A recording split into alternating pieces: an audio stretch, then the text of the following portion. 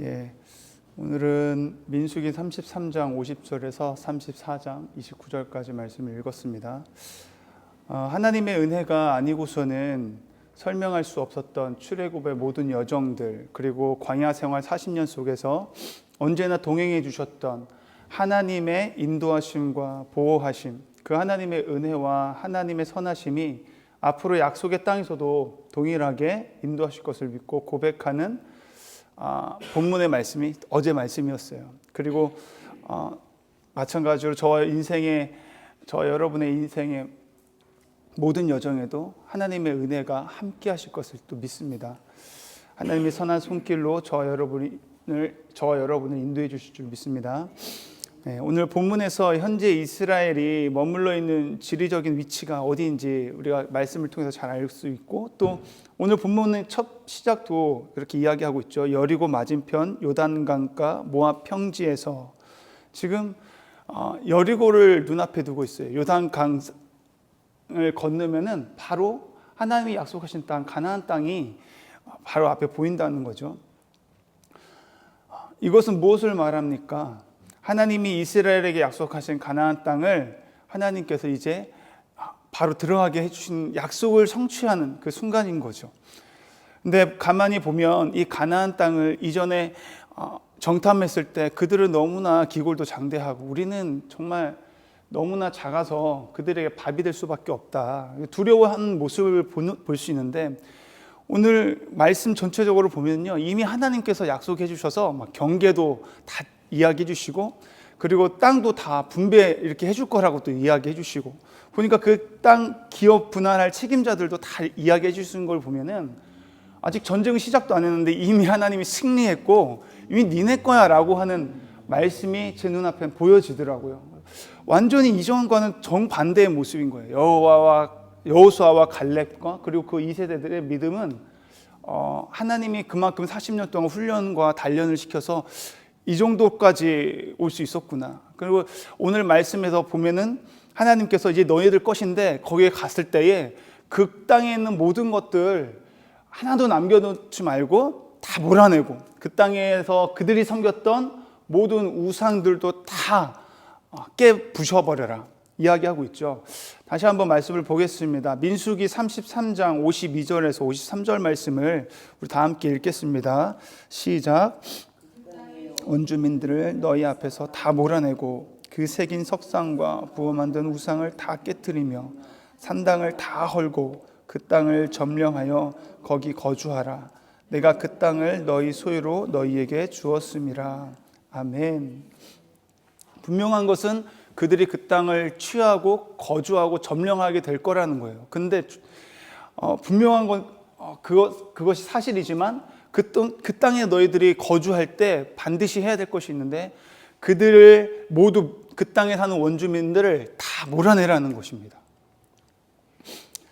다 몰아내라. 이게 몰아내라고 하는, 그냥 몰아내라는 것이 아니라 저는 이게 딱 들어오더라고요. 다 몰아내라. 다. 한 명도 빠짐없이 다 몰아내라. 다 점령하고 그 땅을 점령하고 너희가 소유로 삼아버려라. 그렇잖아요. 소유가 된다는 것은, 제가 이 컴퓨터나 아이폰을 살 때 파는 사람들이 제가 지불하고 사가지고 내 소유가 됐는데, 그럼에도 불구하고 그 사람들이 제가 소유한 것을 가지고 그건 내 거라고 1%로도 그건 내 거다라고 말할 수가 없는 것처럼 1%도 남기지 말고 다 몰아내라. 너희 소유를 삼아라. 그 땅을 너희 소유 삼고 점령하라는 거죠. 어떠한 여지도 남겨두지 말라는 것입니다. 저는 이 말씀을 예전부터도 읽을 때도 그런 생각을 했어요. 하나님 좀 너무하신 거 아닌가. 그 땅에 어떤 남자들, 장정들, 막 기골이 장대한 군인들은 물리칠 수 있어도 그들의 처자들, 여자들, 연약한 여자들이나 과부가 될 수도 있고, 또 그런 자녀들까지도 다 죽이라는 말이잖아요. 결국은 좀 잔인하다라는 생각도 해봤었거든요. 근데 하나님께서는 그 사람들, 자녀들까지 죽일 만큼 왜 그들이 심판을 받았는가? 죄 때문에 그렇다는 거죠. 죄로 인해서 그들이 심판을 받은 것입니다. 창세기 15장 말씀을 보면요, 아브라함에게 하나님이 미래에 대한 예언도 하시고 약속을 하실 때에 너의 자손이 4대 만에 그 땅을 차지하게 될 것이다, 다시 돌아올 것이다, 그런 이야기를 해요. 근데 아직은 아니라는 거예요. 4대를 기다려야 된다는 거죠. 근데 왜 기다려야 되느냐? 바로 갈 수도 있는데 그때까지는 그들의 죄가 가득 차지 않았거든요. 그들의 죄가 가득 차고 그들의 죄가 관영하여질 때에 너희들이 들어갈 것이라는 거예요. 결국은 하나님께서는 죄에 대한 심판으로 이스라엘 백성을 사용한 거고 하나님의 약속을 성취하시는 것을 볼 수가 있었습니다. 죄 때문에 그 아이들이 그렇게 죽임을 당할 수밖에 없었던 결과가 있을 수밖에 없었다라는 것을 우리가 보게 되는 거죠. 근데 그 땅에 있는 죄가 이스라엘 백성들이 그 땅을 차지했을 때 그들에게도 그 죄 때문에 무너질 수도 있기 때문에 하나님께서는 다 몰아내라고 말씀하시는 거죠. 우상들도 다 깨트리고 헐어버리라고 이야기하시는 것입니다. 우리는 이 말씀을 영적인 눈으로 좀 바라볼 필요가 있어요. 하나님은 이스라엘 백성에게 죄를 다 몰아내라는 이야기라는 것입니다. 결국은 다 몰아내라는 것은 죄가 들어올 수 있는 모든 경로를 다 차단해버리고 조금의 여지도 주지 말라는 것이겠죠. 골로새서 3장 말씀을 보면요, 그러므로 땅에 있는 지체를 죽이라 라고 말씀하고 있어요. 땅에 있는 지체는 곧 분냄과 악의와 회방하는 것과 너희 입의 모든 부끄러운 말이라. 너희가 서로 거짓말을 하지 말아라. 옛사람과 그 행위를 벗어버리라. 그 죄를 다 몰아내라는 것은 결국은 이 땅에 있는 지체를 죽이라는 것이고 옛사람과 그 모든 행위를 다 벗어버리라는 것이죠.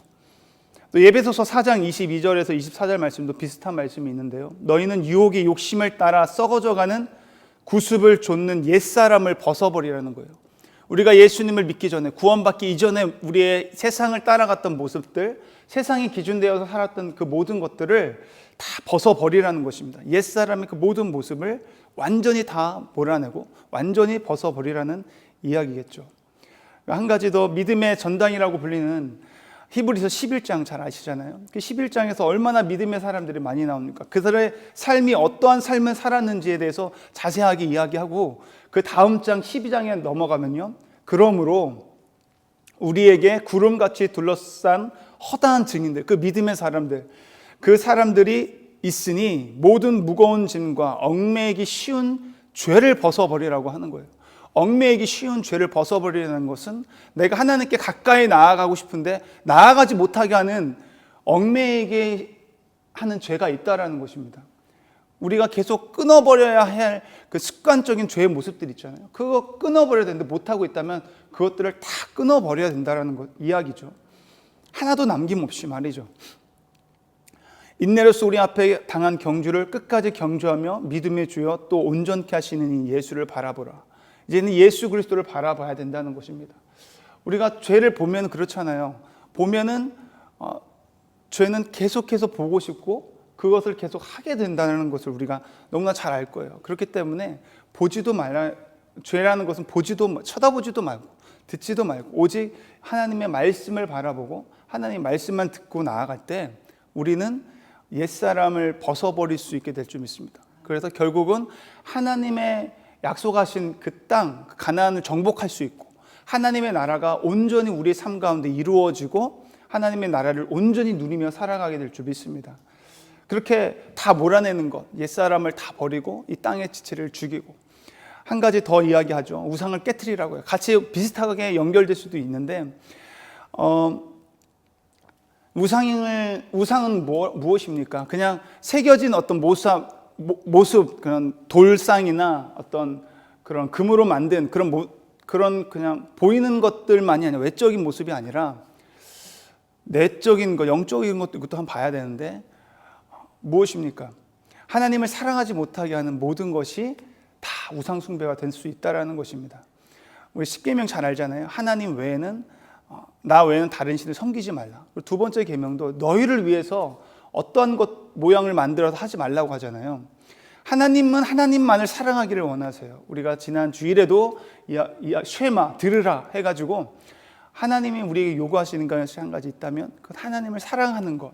가장 큰 계명 중에 하나가 하나님을 사랑하는 것이라고 말씀하고 있는 것처럼 우리가 하나님을 더 사랑해야 되는데 하나님을 사랑하는 데 있어서 방해되는 어떠한 것이 있다면 그것이 우상 숭배가 될 수 있다라는 것이죠. 그래서 골로새서 3장 말씀에 보면요, 탐심은 우상 숭배라고 기록되어 있습니다. 우리 마음속에 무엇인가 강렬하게 탐하는 것, 그것이 있다면 그것이 우상이라는 거예요. 왜냐하면 그것으로 인해서 하나님을 사랑하는 일에 방해가 된다는 것이죠. 그래서 하나님의 질투를 일으키게 되는 것이 우상 숭배라는 것입니다. 그래서 하나님을 더 사랑할 수 없게 하는 것, 저 여러분 하나님을 더욱 사랑할 수 있기를 바랍니다. 그러기 위해서는 내 안에 있는 어떤 탐심들, 그 모든 것들을 다 깨트리고 허물어 버려야 된다는 거예요. 우리 한번 적용해 본다면 여러분들에게 있어서 우상 숭배가 무엇이 있습니까? 하나님보다 더 사랑하는 것이 무엇이 있습니까? 여러분 안에 강렬하게 탐하는 것이 있다면 무엇이 있습니까? 어떤 사람에게는 돈이 될 수 있겠죠. 또 어떤 사람에게는 사회적인 지위, 아니면 사람들이 날 좋아하기를 원하는 인기, 학위, 때로는 우리가 탐닉하는 오락이나 쾌락, 그런 것들이 우상이 될 수 있겠죠. 심지어는 사회적인 지위, 또 심지어는 자녀가 우상이 될 수 있을 것입니다. 하나님이 약속하신 땅을 정복하고 온전히 하나님이 약속하신 땅을 우리가 누리기 위해서는 이 우상들을 극복해야만 해야 된다는 거죠. 하나님의 나라가 저와 여러분의 삶 가운데 온전하게 임할 수 있기를 소망합니다. 그렇다면 우리가 해야 할 일이 이런 것들이란 거예요. 다 그 땅의 주민들을 몰아내는 것, 옛사람을 벗어버리고 이 땅의 지체를 죽이고 죄와 싸우되 피 흘리기까지 싸우지 않는구나라고 히브리서 이야기하는 것처럼 우리가 피 흘리기까지 죄와 싸워야 되고 씨름해야 된다는 것이죠. 우상 숭배를 다 끊어버리고 다 깨트리고 헐어버릴 수 있는 저 여러분이 되었으면 좋겠습니다. 네. 땅에 있는 지체를 죽이고 옛사람과 그 모든 행위를 벗어버리고 하나님보다 더 사랑했던 우상들을 깨트릴 수 있는 저 여러분이 되기를 다시 한번 축복합니다. 기도하시겠습니다. 사랑과 은혜가 풍성하신 하나님, 오늘도 말씀으로 기도로 하루를 시작하게 하심을 감사드립니다. 우리 삶 속에 하나님의 나라가 임하고 하나님의 나라가 온전히 이루어지게 하여 주시옵소서. 우리의 삶이 하나님이 통치하시고 다스리는 삶이 되기를 원합니다. 오직 위의 것을 구하고 땅의 것을 죽이게 하시고 내 안에 있는 모든 더러운 옛사람을 몰아내고 조금의 여지도 없이 작은 죄의 습관들을 버릴 수 있도록 성령님 도와주시옵소서. 하나님을 더욱 사랑하기를 원합니다. 내 안에 있는 모든 우상들을 깨트리며 나아가는 기도의 시간이 되게 하여 주시옵소서. 예수님의 이름으로 감사드리며 기도드립니다. 아멘.